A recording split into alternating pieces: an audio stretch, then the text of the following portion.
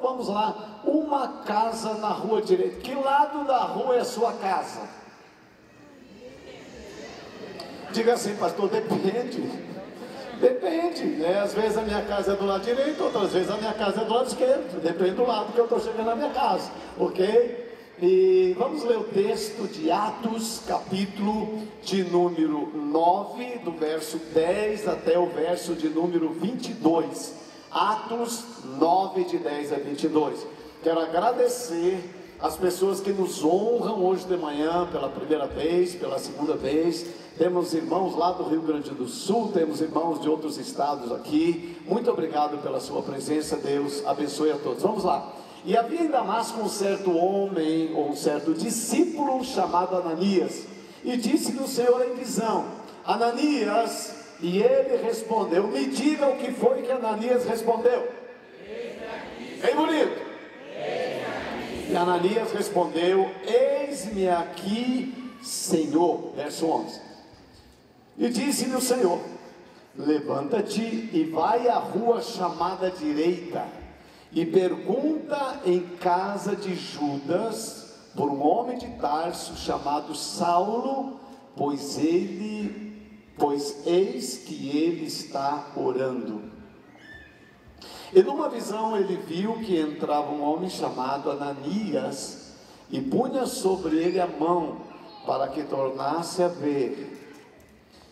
E respondeu Ananias: Senhor, há muitos ouvi acerca deste homem, quantos males tem feito aos teus santos em Jerusalém. Está falando de quem?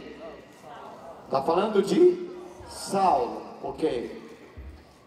E aqui tem poder dos principais dos sacerdotes para prender a todos que invocam o teu nome. Disse-lhe porém o Senhor: vai, porque este é para mim um vaso escolhido para levar o meu nome diante dos gentios e dos reis e dos filhos de Israel. Diga: vaso escolhido. Vaso escolhido. 16. E eu lhe mostrarei quanto deve padecer pelo meu nome. E Ananias foi e entrou na casa, impondo-lhe as mãos, disse: irmão Saulo, o Senhor Jesus, que te apareceu no caminho por onde vinhas, me enviou para que tornes a ver e sejas cheio do Espírito Santo. E logo lhe caíram dos olhos como que umas escamas, e recuperou a vista, e levantando-se foi batizado. Quem aqui já foi batizado? Ok. Verso 19. Tendo comido, ficou confortado. Esteve Saulo alguns dias com os discípulos que estavam em Damasco. E logo nas sinagogas pregava Cristo, que este é o Filho de Deus. E todos os que ouviam estavam atônitos e diziam: não é este o que em Jerusalém perseguia os que invocavam esse nome? E para isso veio aqui, para os levar presos aos principais dos sacerdotes. E por último, verso 22. Saulo, porém, se esforçava muito e confundia os judeus que habitavam em Damasco, provando que aquele era o Cristo. Feche os seus olhos. Senhor, em nome de Jesus, acabo de ler a tua palavra, Deus. Nós viemos nessa casa para te adorar, para contribuir com nossos dízimos e ofertas, mas viemos também para receber a tua palavra, porque dependemos dela para nossa edificação, para nosso conforto, para o fortalecimento da nossa fé, e também para entendermos os propósitos que o Senhor tem para a nossa vida nesse tempo. Agora, Senhor, que o Espírito Santo nos ajude, que essa palavra realmente possa ser revelada dentro do nosso coração. Este é nosso desejo, e essa também é a minha oração, em nome de Jesus, amém. Queridos, que foi que Deus falou comigo nesses dias? Que Deus falou comigo nesses dias? Quando eu cheguei em Joinville, sexta-feira à noite, para a primeira conferência desse ano. O tema era ganhando multidões e cuidando bem delas. Estou acostumado com esse tema, há muitos anos ouço isso, porém aquela noite foi diferente. Antes de eu pregar, eu perguntei ao Espírito Santo: como uma igreja vai ganhar multidões? O que uma igreja precisa fazer para ganhar multidões? O que uma igreja precisa fazer para ser relevante no lugar onde o Senhor a colocou? Que características essa igreja precisa ter para realizar o propósito para o qual ela foi criada? E uma coisa muito simples, eu penso, e olhando a Bíblia, eu penso que o Espírito Santo falou comigo. O Espírito Santo falou: meu filho, a igreja precisa ser uma igreja para fora. Muito simples, para fora. Diga para fora. Bem simples, para fora. Só isso, uma igreja precisa ser para fora. Então eu fui pregar, e o Senhor me trouxe esse texto aqui. Tudo que está acontecendo nesse cenário não é no templo, ainda que o templo é importante, nunca vamos desprezar isso, nas casas e no templo. Essa é a visão. Mas isso não aconteceu numa catedral, isso não aconteceu numa sinagoga, isso aconteceu numa casa. Diga, numa casa. Simplesmente numa casa. Quando você olha o Velho e o Novo Testamento, a casa, ela tem um significado muito grande para Deus. Quando Deus quer fazer algo grande na terra, com algumas exceções, você vai ver Deus indo nas casas. Por exemplo, quando Deus quis escolher um rei para Israel, onde ele foi? Onde Deus enviou Samuel? Para um templo majestoso.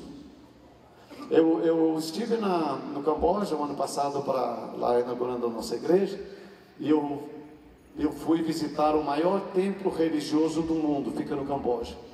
Você precisa 3 dias para visitar esse templo, 3 dias, de tão grande que é. Existem mega templos ao redor do mundo. Você sabe, alguns já ouviram essa história. Eu estive na Nigéria, aonde eu conheci o maior templo evangélico, né, em funcionamento no mundo até agora, que só numa vigília nesse templo tinha 1,5 milhão de pessoas. Esse templo tem 1,5 km de comprimento, então pensa, 1,5 km. Aonde vai 1,5 km? Eu acho que vai daqui lá no cemitério do Boqueirão, eu acho um pouco mais talvez, eu não sei. Estou pensando aqui para esse lado. Mas é 1,5 km de comprimento por 600 metros de largura. Então é grande, é muito grande. Você é incapaz de enxergar o final desse templo. O palco, isso aqui, essa parte aqui, nesse templo, lá em Lagos, na Nigéria, igreja do pastor Enoque Adeboy, só essa parte aqui é tamanho de toda a nossa igreja, de todo esse prédio aqui, só essa parte aqui, só essa parte. No momento do apelo, para as pessoas tomarem a decisão e virem à frente, eles fazem apelo igual a gente, então saem carrinhos como o Kid Golf, são um pouco maiores, abertos, lá no fundo do corredor, porque é 1,5 km para as pessoas chegarem, demora muito tempo. Então o carrinho vai passando, as pessoas pulam em cima e elas vêm, porque quem vem de a pé não chega a tempo de receber a oração e confessar Jesus aqui na frente. Esse é um mega tempo. Deus enviou Samuel numa casa, na casa de Jessé. Porque a família tem um lugar especial no coração de Deus. Diga família. A família. A família tem um lugar especial no coração de Deus. O melhor nessa terra não está nos templos, está nas famílias, nas nossas casas. Essa reunião aqui é uma maravilha, é muito bom estar aqui, mas estar na nossa casa é muito melhor. É lá na nossa casa que tem o melhor desta terra.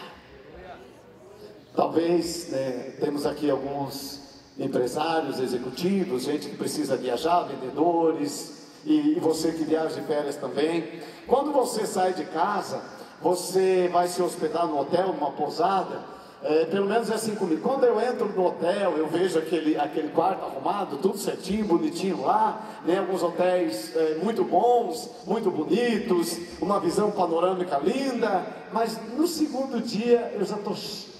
Aquilo já me encheu, já não tem mais nada de novo. Aquela comida, aquele café da manhã tão colorido, com tantas coisas lá, ele já não me chama mais atenção. Eu prefiro o cafezinho da minha casa.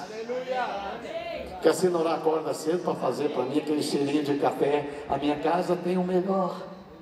Mesmo, né, restaurante, você vai, restaurante bom, etc e tal, né, mas se você for, você que trabalha numa empresa, vai todo dia comer naquele restaurante, uma semana, 10 dias depois, você já está por aqui, você até come, mas o melhor está na nossa casa, o melhor está. Então Deus sempre teve um interesse muito grande pela casa, e aí Ele manda Samuel na casa de Jessé, porque ele queria um rei. Se ele quer um rei, então ele precisava mandar num palácio, mas ele não mandou no palácio, ele mandou na casa de Jessé.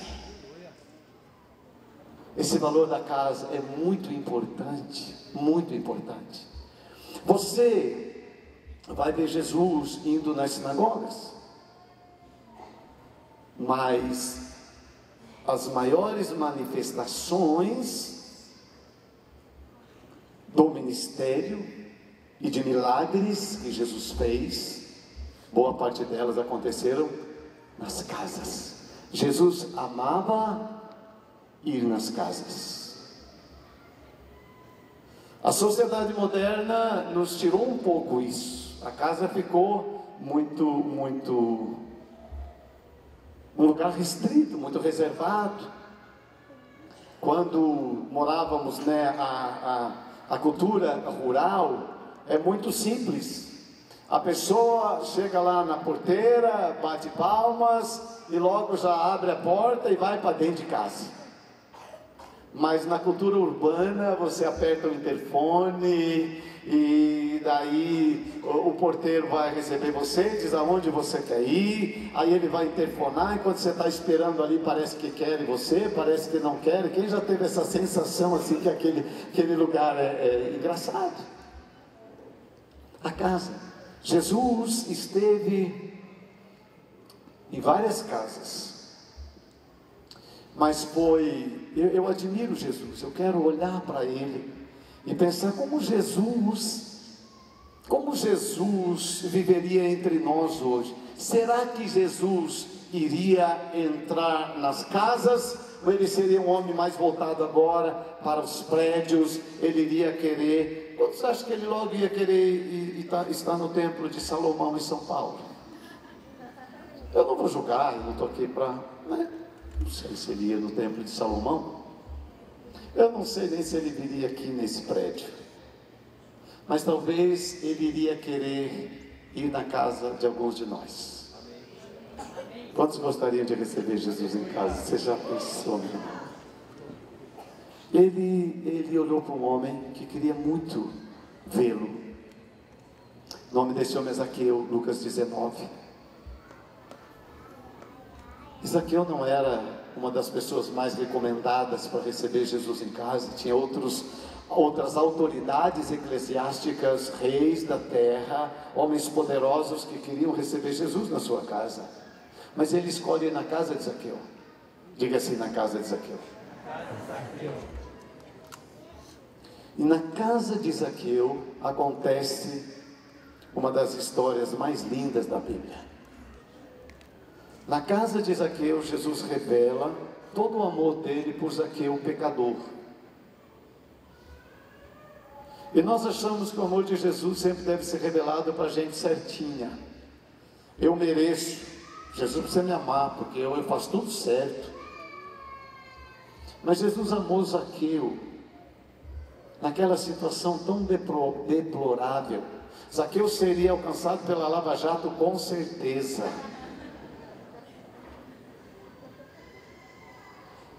E Jesus vai na casa de Zaqueu para trazer a Zaqueu e a sua família salvação. Diga salvação. Jesus vai à casa para levar salvação. Queridos, uma das missões, tarefa, propósito da igreja, eu penso, é fazer o que Jesus fez. E se Jesus foi à casa para levar salvação, nós precisamos continuar indo nas casas para levar salvação.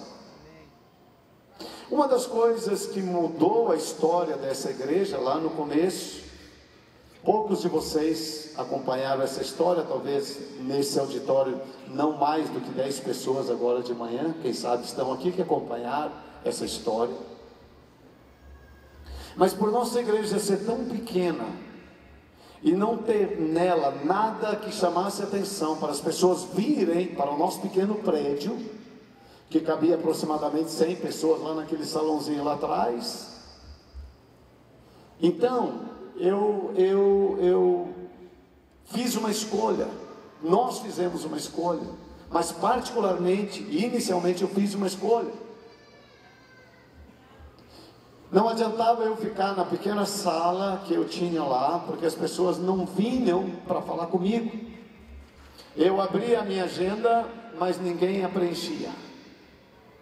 Eu ficava lá no escritório toda a manhã. O escritório era uma salinha e ninguém ia falar comigo. Nós tivemos o privilégio na época de instalar um telefone, era coisa rara, mas o telefone não tocava. Alguém é do tempo que quando instalou o telefone ficava olhando para ver, para ele tocar, para atender? Alguém é desse tempo? E eu queria que tocasse, não tocava. Então eu fiz uma escolha. De manhã eu ficava lá orando, lendo a Bíblia, atendendo o telefone que não tocava, e em casa almoçava, 1h30, eu pegava a minha Bíblia e saía para a rua. Diga para a rua. 1h30 da tarde eu saía para a rua. Para a rua da direita, para a rua da esquerda. Eu andava a pé, conheço todas as ruas da Vila São Pedro, todas. Não tem uma rua da Vila São Pedro que eu não conheço, todas eu conheço. Eu não tinha destino, a não ser a rua. Andando com a Bíblia na mão, procurando lugares onde eu pudesse entrar na casa.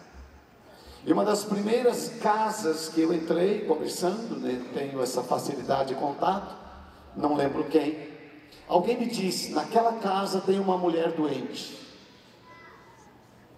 Bati na porta, abriram a porta, a mulher estava de cama, me levaram até a cama, e ali eu falei de Jesus para aquela mulher, doente, muito doente. E ela recebeu a palavra com muita alegria, e ela fez uma decisão de entregar a sua vida a Cristo, lá no leito. E quando eu terminei de orar, ela disse: pastor, você acha mesmo que eu vou ser curado? Eu falei: em nome de Jesus você vai ser. E ela disse: pois pastor, uma outra pergunta, eu estou bem na metade da corrente da novena que eu estou fazendo. E eu prometi, quando eu terminar a novena eu acho que é 9, eu acho que por isso que é novena, né? 9, eu não sei, faz tempo que eu... É 9 mesmo? 9 semanas? Isso. Ela falou: pastor, quando eu terminar a 9ª semana, eu fiz uma promessa para Nossa Senhora, que ela também está ajudando aqui na cura, que eu vou na Aparecida. Ela disse: pastor, me dá a sua opinião. Se eu realmente for curado, se orou, eu devo ir cumprir a minha promessa? O que eu faço? O que você diria para ela? Me ajuda aí. Se você estivesse no meu lugar, o que você diria? Quantos diriam não? Levanta a mão só para a gente ver. Ok, quantos diriam sim? Vai. Isso, o auditório está dividido. O que falar? Na minha concepção de fé e religião, eu vou dizer não. Agora eu te pergunto, olhando do ponto de vista dela, não do meu, mas do dela,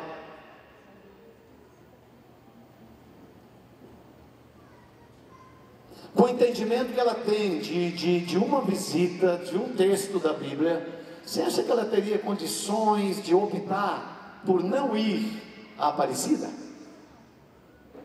Porque a fé dela era pura naquilo, a fé dela era genuína naquilo. Nós não podemos condenar as pessoas na sua fé, elas precisam crescer, mas era a fé que ela tinha. Então eu pensei e falei, meu Deus, se eu falo que é para ela ir, eu continuo alimentando a idolatria. Se eu falo que é para ela não ir, eu posso quebrar uma confiança que ela tem em mim agora e no Evangelho. Então eu disse para ela, eu disse, irmã, uma das coisas que você vai poder fazer pela Bíblia é falar direto com Deus. E quando você orar, pergunte para Deus se Ele quer que você vá ou não. Porque você entregou a sua vida a Jesus, o Espírito Santo já está morando dentro de você. E Ele vai te instruir. E você lê a palavra e Deus vai te falar. Eu venho aqui semana que vem. Fui embora. Ela realmente foi curada, levantou da cama. No domingo ela foi na igreja. Adorou conosco, no final ela me abraçou, ela falou, pastor, eu não voltei lá para encerrar a novena. Eu falei, você não vai encerrar a novena? Ela falou, não, pastor, porque eu li lá na Bíblia que as imagens Deus não se agrada, pastor, então eu nem fui. E ela disse, pastor, a viagem para Aparecida também não vai acontecer. Amém. Essa mulher que eu estou falando é a Cida Poli, que vocês conhecem aqui, essa história da Cida Poli.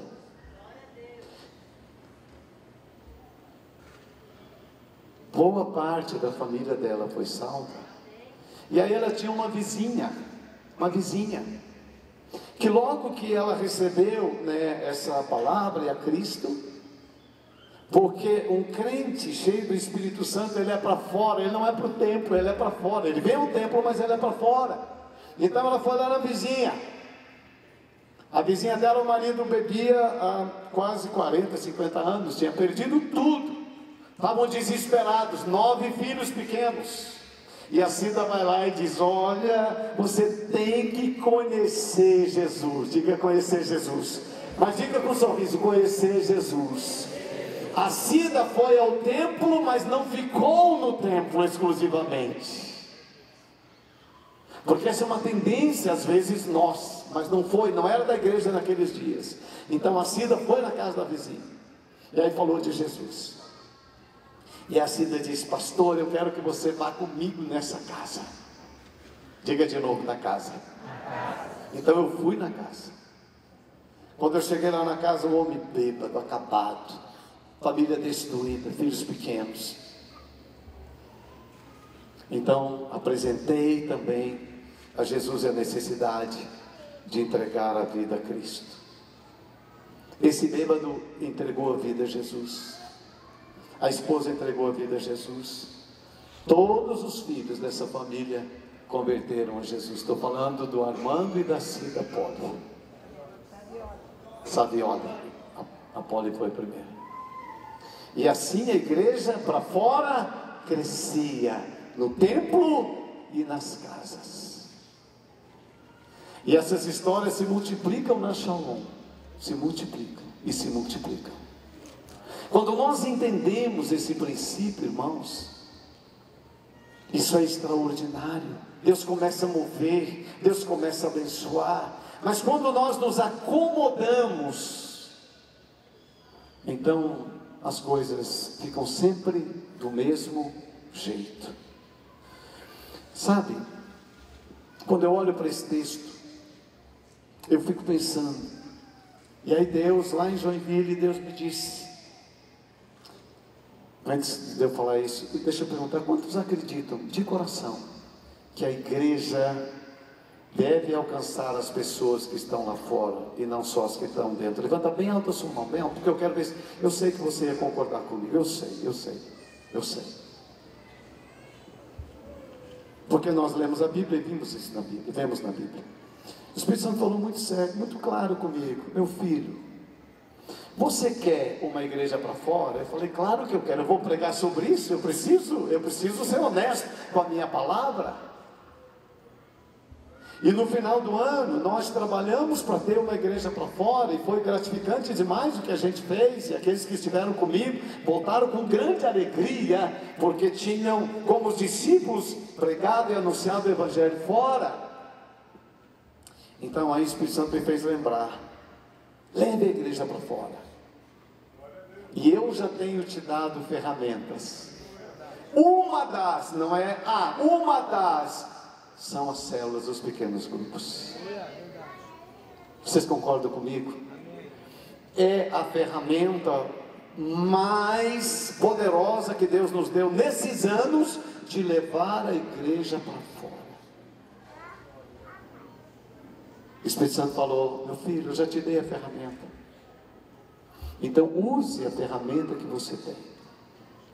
E eu voltei assim, tão disposto. Eu cheguei ontem, fui buscar a Sinorá, e aí ontem eu cheguei em casa às 7h30 da noite, e eu recebi um telefonema, 2h da tarde. Aí daí ele me ligou e falou: pastor, eu queria te convidar, eu tenho uma confraternização na minha célula, e eu queria te convidar para você estar conosco hoje à noite.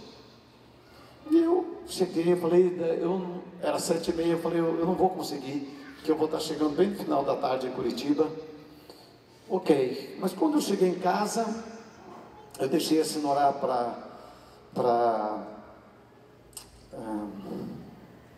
quando mulher vem da praia, já tem que levar direto na oficina para recuperar e fazer unha, cabelo, todas aquelas coisas lá. Deixei a Sinorá, ela fui para casa.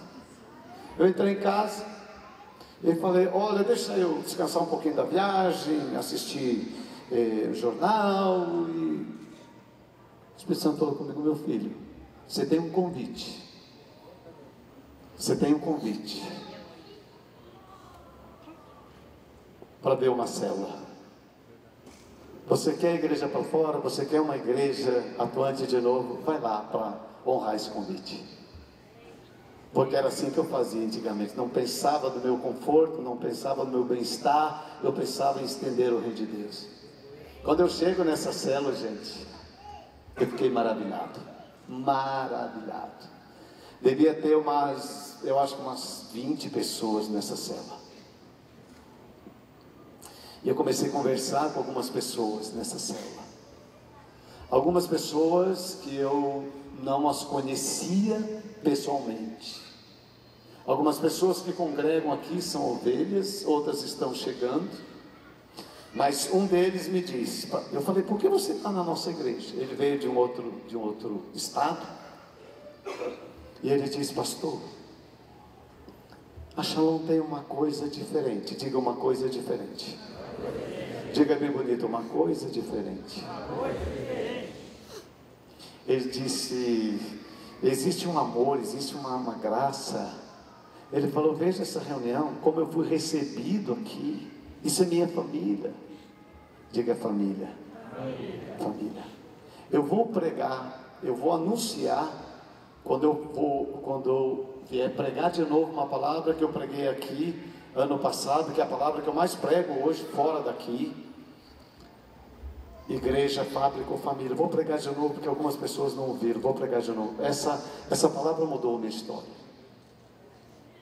Nós vamos ter ceia. Eu quero pedir aos casais que possam ir para lá para preparar. Eu vou citar um exemplo bem focado dentro desse texto que eu li. Ananias era um discípulo. Diga discípulo. Era um discípulo. O Senhor aparece para Ananias e diz: Ananias, gente, deixa eu perguntar outra coisa para você. Quem já pediu aqui coisa para Deus? Quem já pediu coisa? Levanta as duas mãos, que eu já pedi tanta coisa para Deus. Eu já pedi muita coisa para Deus e peço muita coisa para Deus.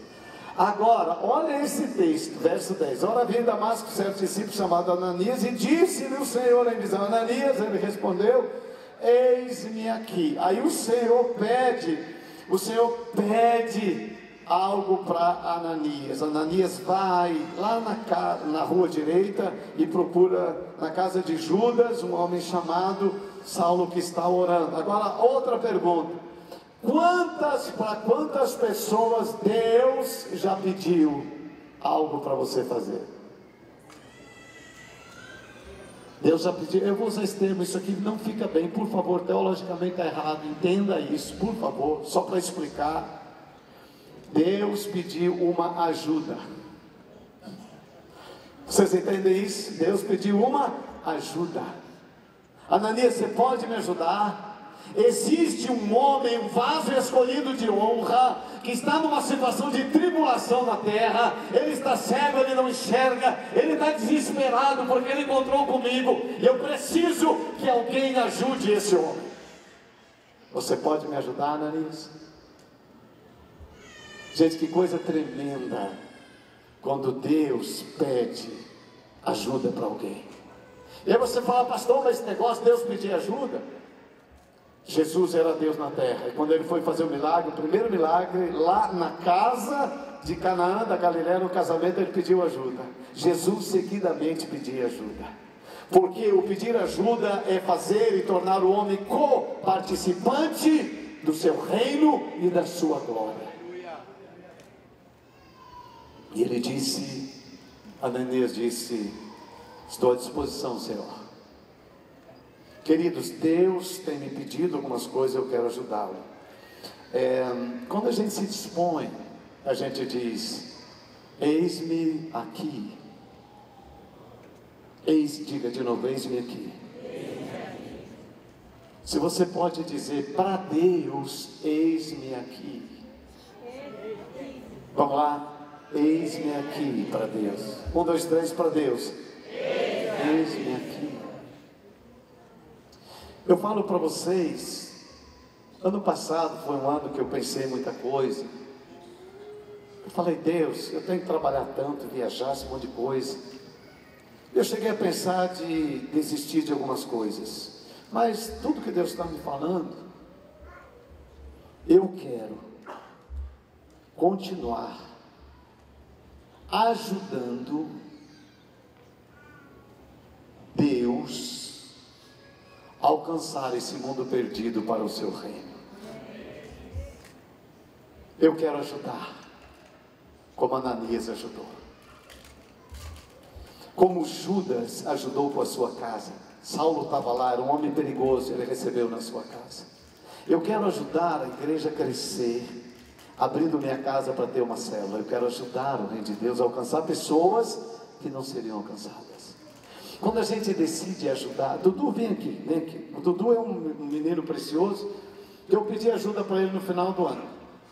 Eu pedi ajuda para ele preparar o almoço lá no Caxiba. Ele é Masterchef, Eu não pus muita fé, porque eu falei: o que esse menino vai saber cozinhar com essa cara, né, de menino? Mas ele, né, decidiu ajudar. Diga assim: ajudar. Não é obrigação. Queridos, essa igreja não vai voltar para o modelo de célula de imposição e de obrigação. Não vai mais. Não vai. Mas ela vai motivar pessoas a ajudar o reino de Deus. Eu quero ajudar. Não apenas em célula. Você não será obrigado a frequentar uma célula. Você não será obrigado a ser líder de célula. Mas eu quero te convidar e motivá-lo a ajudar o reino de Deus a crescer. Você pode estar ajudando lá no estacionamento, no acolhimento, no louvor, em alguma coisa, mas você precisa estar ajudando. E o Dudu decidiu ajudar. Mas a situação dele não era boa, ele estava desempregado.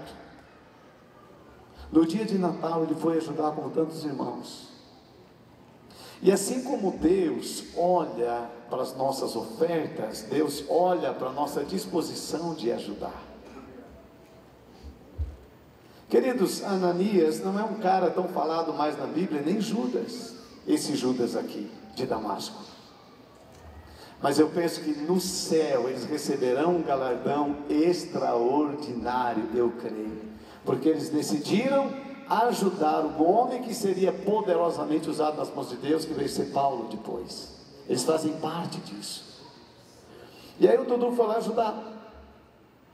Foi legal, né, Dudu? Ver aquelas crianças ajudando. A igreja pagou alguma coisa para você? Não. Você tinha dinheiro sobrando? Não. Por que você não tinha dinheiro sobrando? Porque eu estava desempregado. Ele estava desempregado. Eu não sabia que ele estava desempregado. A alegria que ele expressou não parecia que ele estava desempregado. Servindo, ajudando. Diga ajudar. Mas diga com um sorriso, ajudar. Ajudar. Eu quero ajudar a Shalom aqui. Eu quero ajudar a Shalom no Brasil. Eu quero ajudar o Reino de Deus no Brasil. Eu quero ajudar. Quero trabalhar. Eu e o Dudu falar e servir com muita alegria. Vamos ver o que Deus fez na vida do Dudu depois disso. Será que Deus, Ele olha para nós e fala, meu filho está ajudando. Quando nós ajudamos, Deus nos ajuda? Sim. Quando nós não ajudamos, Deus ajuda também. Mas veja o que Deus fez. Hoje é dia 3 de fevereiro, 4. 25 de dezembro, Dudu está ajudando, não tem emprego. E vamos ver o que Deus fez. Bom dia. No dia 5 de janeiro, foi uma data que realmente marcou para mim, pois eram umas 15 horas, foram cortar a luz da minha casa. E eu não tinha como pagar. Eu me ajoelhei, clamei a Deus, pedi muito a ajuda dele. Às 17 horas, no mesmo dia, me ligaram para eu fazer uma entrevista. Fui fazer a entrevista. No dia 12 comecei nesse emprego. E Deus me abençoou com mais um. Hoje eu trabalho em 2 empregos, né? 2 empregos?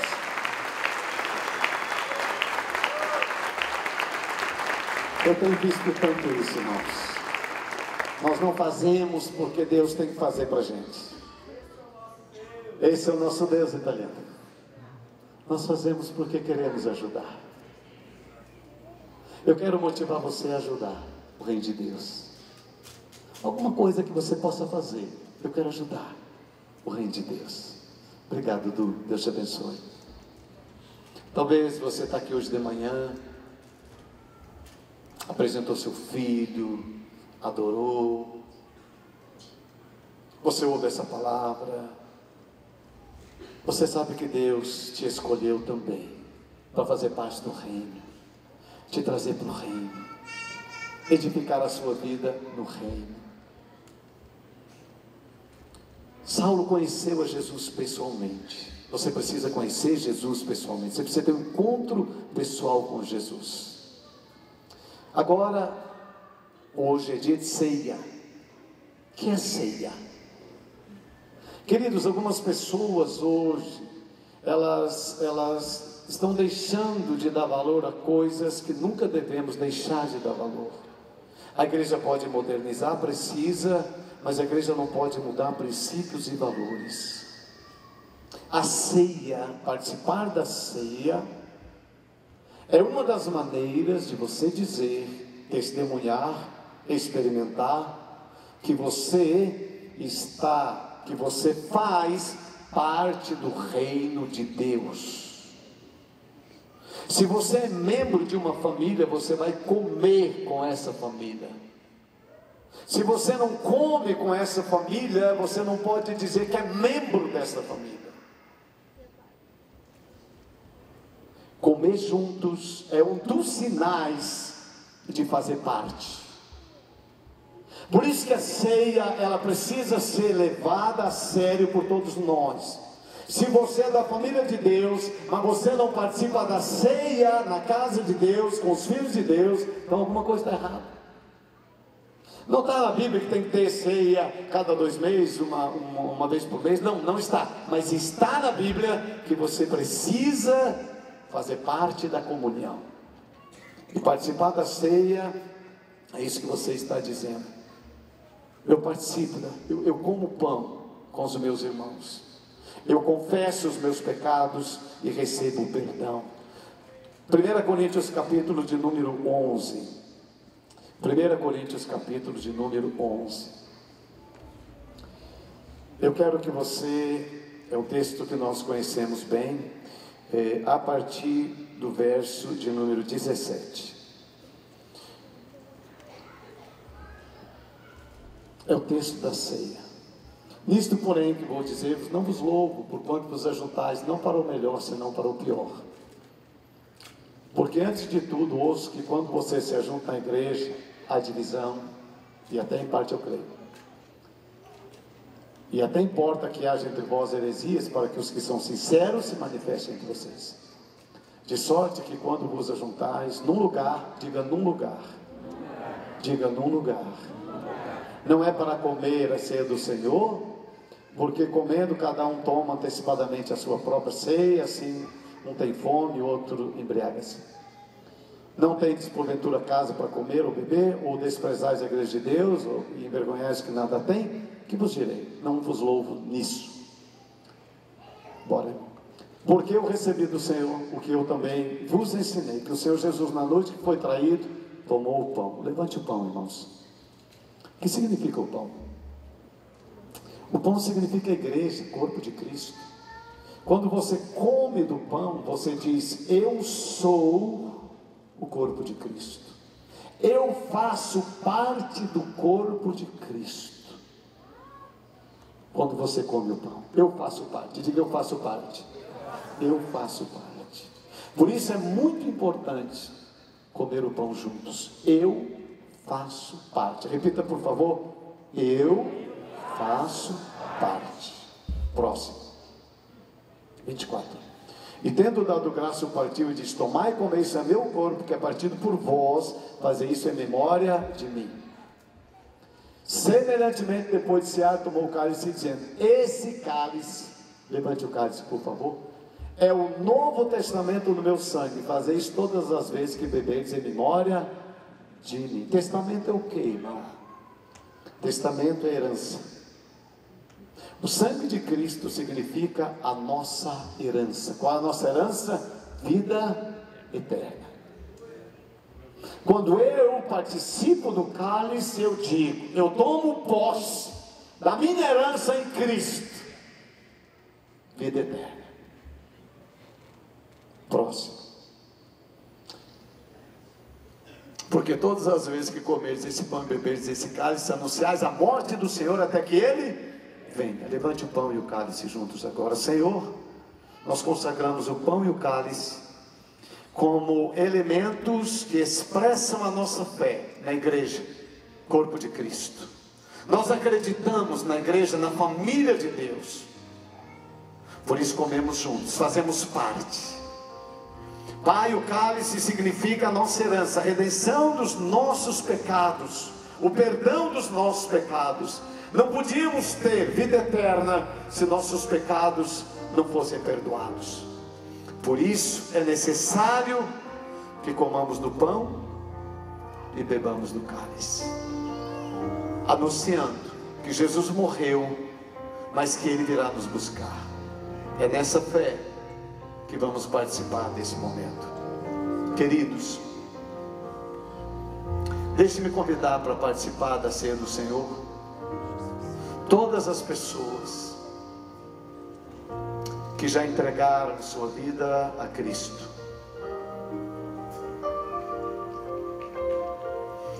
É nosso costume, ainda que não está claramente na Bíblia, de que todos que foram batizados devam participar da ceia, ou são convidados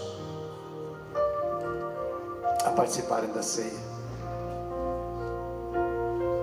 Você, irmão, irmã, que está conosco hoje, que já entregou sua vida a Cristo, que já desceu as águas, eu te convido, a participar desse momento. E você que ainda não desceu as águas, já tendo confessado a Cristo, eu peço e oro para que logo, já no próximo batismo, você possa descer as águas.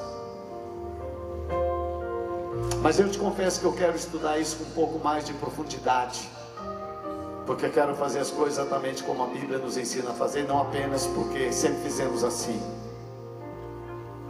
Portanto, receba com alegria o pão e o cálice do Senhor.